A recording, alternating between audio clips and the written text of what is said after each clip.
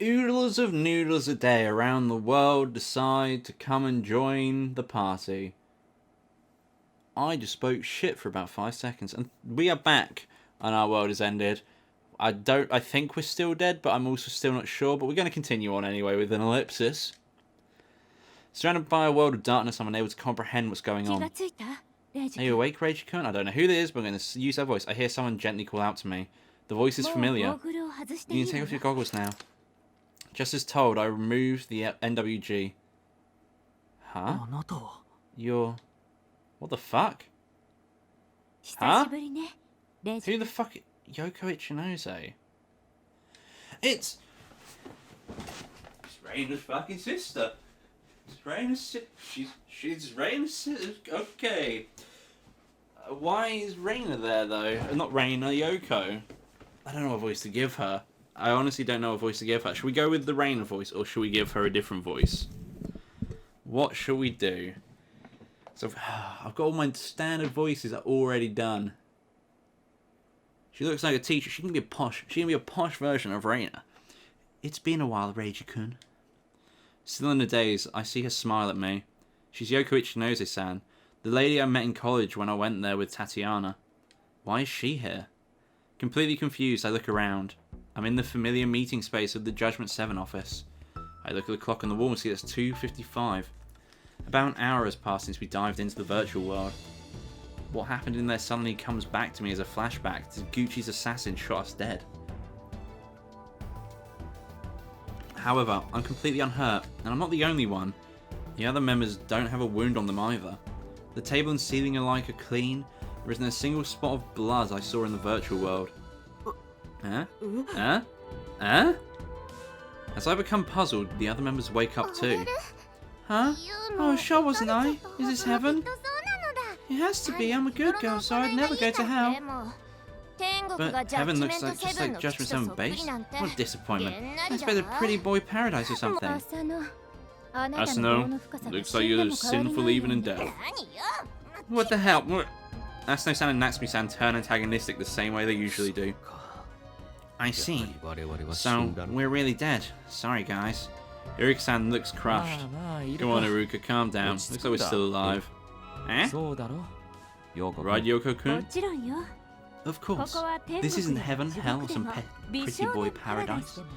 It's Judgment 7 in the real world. Really? Yes. Don't worry, none of you are dead. To make Iruka-san feel at ease, Yoko-san gives him a gentle smile. But there's an angel right in front of me. A woman this beautiful can't exist in the real world. I'd like to bone you, Yoko. In fact, beauty and refinement of this level can only belong to a goddess of beauty. That means that this must be a paradise of Roe.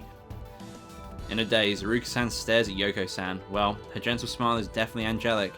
I'd say it's taking it a bit too far. Oh my, what's a nice thing to say, but this is... I see. So I finally arrived at the legendary Roe.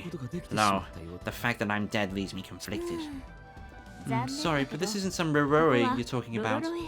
Can you wake up already? I want to explain, so I'd be grateful if you stayed quiet, bitch. The goddess of beauty, aka Yoko-san, looks at us with a serious expression. Let's begin with the introductions. I'm Yoko Ichinose, Reina's sister. You're Ichi-Rei's sister? We can't hide our surprise. I really didn't expect her to be Reina's sister.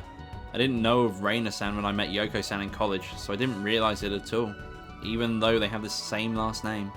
However, the gentle yet faint smile I saw on her, I thought it was somewhat familiar, and that was probably because she looked a bit like Girl A, Reina-san. I did hear that Ichi-Rei had a sister and, well, you definitely have a similar aura. Wait up then, we're really alive? This isn't heaven? It's pretty clear that we are. Also, when you think about Asano's too sinful to go ahead to heaven. Natsume, can you just stop saying those comments? I mean, you're not the type to go to heaven either, are you? I'm the Dark Angel of Chaos, heaven or hell, neither mean anything to me. I'm a solitary existence that belongs to neither. Oh, I see, so you're a loner even in death, huh? Oh my, how sad. I might actually feel sympathy. What? You're not any better in that regard. You solo karaoke heaven. Oh, that'd be great. As long as there's karaoke, I don't mind going to heaven or hell. Asano-san, your karaoke hell already exists here in the real world. You won't catch me saying that though. I'll probably end up the one sent to hell. And then I'd love to go to Shaved Ice Hell, or maybe Panda Hell. What do you think is better, Reiji-kun? Does it have to be a hell? Why not make it a Shaved Ice Heaven or a Panda Heaven? But hell sounds more powerful. Shaved Ice Heaven is kind of weak, don't you think? She's actually making a serious expression. I guess it's a show of we're all back to normal. Can I finally start talking? Yoko-san interrupts our conversation. Wait, it's very important for us to know whether we're in heaven or hell. Alright, I get it. I'll test it right now. No, she says that. She kicks my shin. Ow, Tatiana, what the fuck? I mean, what the hell?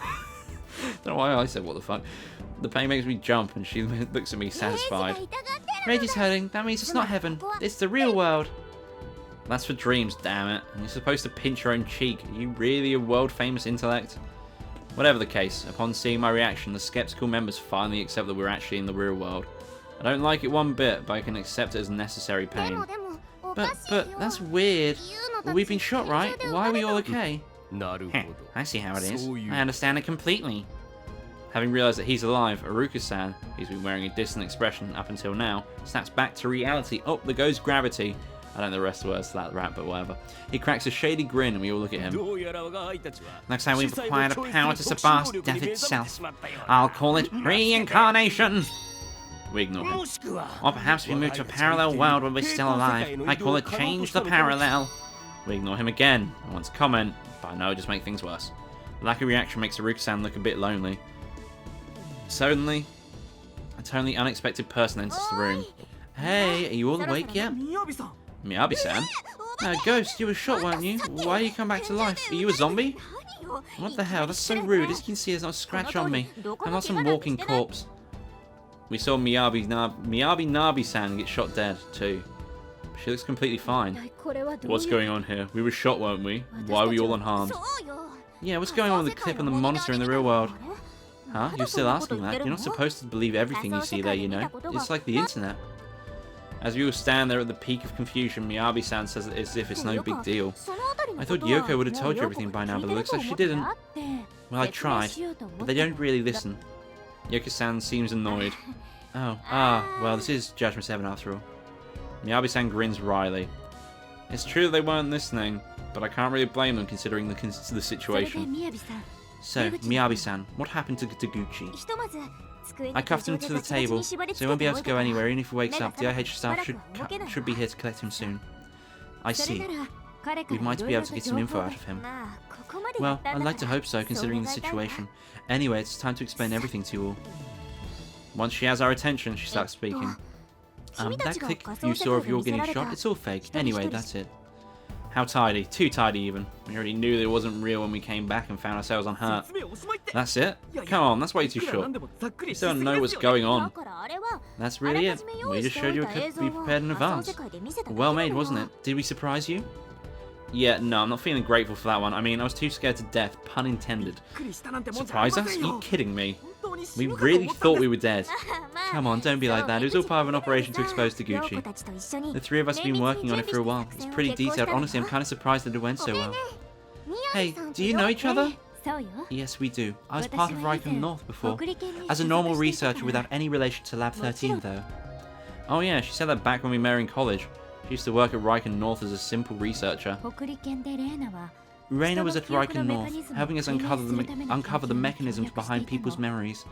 The research involved the Akashic system, and I was part of its normal neuroscientists.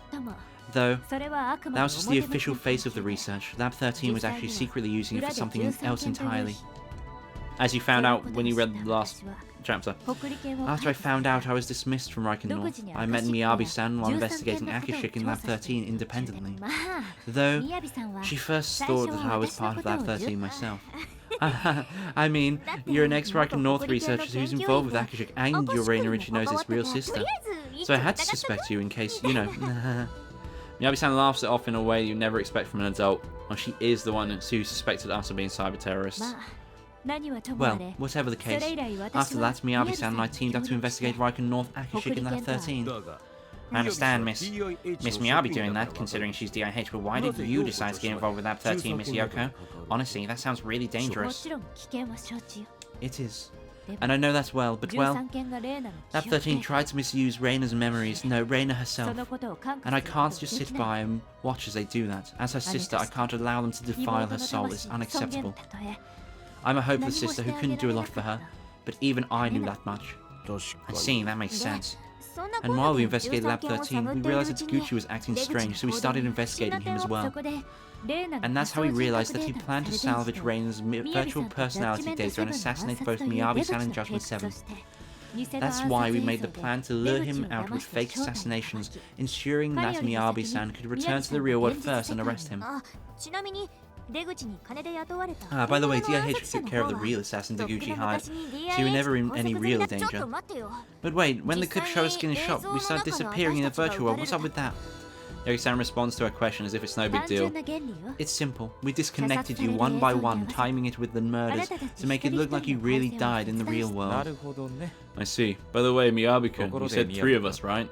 Owari-san speaks up after a decent while of silence. I don't think it's possible for you two to project false clips into the virtual world and then disconnect each of us with such good timing. Someone else works with you, right? Someone who can influence the Akashic system. His tone implies that he knew exactly who that was. Yes, exactly. I was warned that I wouldn't be able to hide it from you, and it looks like it was true. Yoko-san gives up and shakes it. It's gonna be Yuri, isn't it? The other person who helped us is none other... Oh no, Reina. Oh, okay. The other person who helped us is none other than Reina herself. So it could still be Yuri who's the bad guy, and it probably is, to be fair. Ichi-Rei? Yeah, Reina's part of the plan, but how? It was part of the project to digitalize Reina's memories. So I secretly created a special line that let me contact her within Akashic. Of course, that requires passing Lab 13's ultra-strict security, so it's not like I can control her whenever I want. What a shocking reveal. The fact that Reina-san herself was part of the plot makes it hard to tell what I can actually believe. What the hell? So it's all just some stupid play? We actually thought we were dying, damn it. Do you have any idea how scary that is? Seriously, I cried too much I lost lots of water and salt. Make it up to me with a Gaji-Gaji-kun. That's enough for you? I won't give you back any salt, right? Sugar's fine, just sugar. Agreed. If you informed us ahead of time, I would have made a much more dynamic show. What a shame. Honestly, not telling him a word was the right course of action. He'd probably just make some weird noise and act all in all suspicious. So Taguchi would have realized that something was up. I feel really bad for tricking you like this. I'm really sorry, but honestly, I couldn't expect proper acting from you. She apologizes while at the same time saying something kinda rude. Well, that's exactly why the whole thing was so realistic. The final scene with Reijichi and Natsumin was especially good. I'd even say it deserves an Academy Award. No, that is intriguing. What did they do? Owari-san grins and asks, "Want to see it? I recorded it as..." I love the fact we've been ensnared in this. I recorded all this important evidence. I'll be happy to share it. Oh, please do. Stop, delete it. I want to forget it ever happened. Natsumi-san turns bright red. Yeah, and if it's that important, don't go around leaking it. Unable to bear it, I shout too. I won't ever, ever, ever. I'll never forgive you. That phrase is just too embarrassing. I don't want anyone to hear it. Your strong refusal makes it all the more intrigued. I'm with you there. What the hell are you two talking about? Asano-san doesn't seem pleased. Wait, did you two kiss or something? I've seen stuff like that in the movies. Wow, Nat-chan, you're so bold. I'd never do that. And do you seriously think anyone would kiss in that situation? I couldn't do that even if I wanted to. Oh, it's like you're saying that you'd do it in other situations. How intriguing. Before I realise it, Owari-san is standing behind me while Asano-san is standing behind Natsumi-san. Both of them restrain us. Alright, Miyabi-kun, use that PC right here and show us the data. Okay, leave it to me. Stop, kill me instead. Stop, kill me instead. The moment Natsumi-san and I shout that, the phone in Miyabi-san's pocket starts to ring. Come on, why now of all times? Despite her complaining, she answers the call. Hello? Her expression instantly changes. Huh? What? She has some sort of serious conversation on the other side and then hangs up. What happened, Miyabi-san? Well, this is actually classified, but apparently Taguchi committed suicide. He saw a chance while being transported and took it. We all lose our words. Naturally, the line for the atmosphere is instantly subdued. We lost the best source of info we had. Man, there's so many things we have to ask him. Miyabi-san stamps her foot in frustration. They forgot all about mine and Natsumi's embarrassing conversation, but I can't be glad about it in this situation. Looks like I'm in for a lot of work. I gotta meet up with the others at DIH and talk to them about what we should do next. Not to mention that I have to give the idiot who gave Taguchi a chance to pull that and good kicking. Miyabi-san turns to us. Alright, I'll be going now. Thank you for your cooperation. However, she gives us all a grim look. I'm sure you understand it by now, but this isn't a matter for mere game devs. Forget all about Akashik in the virtual world and just go back to making games, got it? Want we be targeted by Lab 13's people again? I doubt it. Yoko-san seems confident. All that Lab 13 wanted from Judgment 7 was Reina's virtual personality data on your server. Now that they have that again, Judgment 7 is no use to them. Taguchi was the only one whose identity you found out, so I doubt they tried to silence you now that he's gone. Killing you was his idea, not Lab 13's. And now that he committed suicide, I say it completely safe. Lab 13 isn't stupid enough to harm you and make things worse. Suddenly a certain possibility comes to my mind. Wait a second, Reina actually knows Sam was part of this plan too, right? That means that she knew that her virtual personality data would be salvaged by Lab 13, right? Yes, she did. But why did she agree to that? I mean, she's the one who was more afraid of that data being misused than anyone else. That's what she said in her memory world I saw before I woke up. She was scared that after she died, Lab 13 would use her memory data for evil, and that's why she let the data escape. Reiji-kun, how do you know that? Yoko-san seems surprised. After a moment of thought, she looks down sadly. Yes, it's true that Reina was afraid of her memories being used for evil. It scared her more than anything else. That's why she hid part of the data in Judgment 7's servers, since she knew that there was no safer place than here. Well, Sakai security is as great as the Pentagon's. There's no better place to hide your data. It makes sense that Ichiro would pick it. Yes, it was perfectly safe until I realized that the data was here, but a few coincidences led them to finding out about it. When Lab 13 found out the important data they'd been looking for is in this office, keeping it here became far too risky. It became even more dangerous exactly because the security is perfect. But why? Shouldn't that make it safe? I see, I get it. Owari-san is the only one among us nodding. If your security was on the same level as normal game companies, Lab 13 could just hack you and take the data without anyone realizing it. But your security is just too good. Accessing your server from the outside is completely impossible. That's why there was only one thing they could do. What do you mean? They didn't just give up? Hey, Owari-kun, what would you do if someone pointed a gun at Asano-san's head and told you to give the data to them? Me? That'd be conflicting. If the data they wanted was my secret treasure stash, then I feel bad for Asano, but... Don't just let me die, you perv.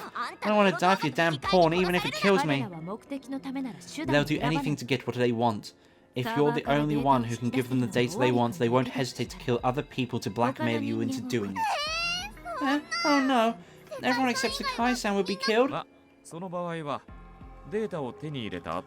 in that situation, they kill me the moment they have the data. A heavy silence fills the room. You understand why I'm telling you it's dangerous? That's why, for this plan to work, it was necessary to give the virtual personality data back to Lab 13. To make them think that we're of no use anymore? Exactly. If you continue to keep the data, Lab 13 would have done something drastic. That's why it was necessary to make you lose it before that happened. Reina's virtual personality herself wanted this to happen too. She didn't want to involve you in this any longer. Reina trying to protect us? Ichiro. As the mood turned a bit sad, Tatiana raises her voice. Yoko, you knew about the virtual world in Akashik? Yes, I did. Yoko-san nods. But I've been in Riken North for so long I've never heard about it. Of course you wouldn't. The Akashik project officially ended years ago. Akashik is basically a supercomputer. It's a giant next-generation functional unit that has immense processing power, and Riken North has been working on it for a long time. It's a neurocomputer with a giant CPU based on the human brain. In other words, an MBA, a machine brain architecture. Its existence has just not been announced, and in Riken North it's just another subject of research that has nothing to do with any secret organizations like Lab 13. MBA, I think I've heard of it. Oh, it's the Big Head. The Big Head? Yeah, Papa told me about it once. He said that they're making a big computer that works like a human head. It didn't make any sense to me, so I called it the Big Head. Well, I guess I can't blame her for not for not connecting that in Akashic. But Big Head's just a normal research project that has nothing to do with Lab 13, right? I mean, even I knew about it. Exactly. Back then, when I was still in Riken North, I was doing research that involved Akashic along with Dr. Yuri. The research was called the DSD project, where DSD standard for Digitalized Soul Duplication. Basically, it was a project to create data copies of people's personalities and memories. Some researchers called it soul copying, but basically, it was research focused on converting people's memories into digital data. Such things were attempted in other research institutes, so that didn't make it all that special. But anyway, my sister Reina Ichinose was chosen as a test subject. She had a perfect memory, so she was perfect for research focused on trying to find out the workings behind memories. That's why, since she was 12, she was moved to a hospital associated with Riken North and helped with the DSD project. After I left college, I joined Riken North and we were reunited again. The DSD project's final goal was to get someone to live in a virtual space made of memories as a virtual personality rebuilt from data. And because Reina wanted that so much, the test space ended up being Asakusa. Even if it was virtual, she wanted to share a world with you, her friends. I had no idea that Riken North was doing something like that, and I had no idea that Reina was so close to me. Tanya, I want you to believe in us, me, Reina, and the other researchers. The DSD project was originally meant to be used for good. The virtual world would have helped those with mental illnesses overcome them, perhaps curing them altogether. Or perhaps it would have helped those living in shelters after a tragedy deal with all the stress or trauma involved. It might have been used to let people have vicarious experiences in the virtual world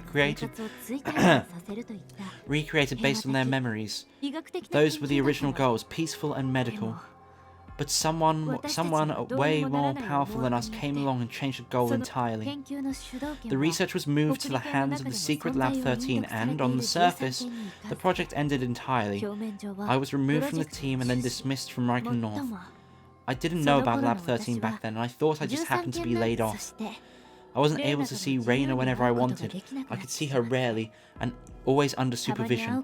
I thought something was weird, looked into it, and, well, found out that the DSD project was far from over.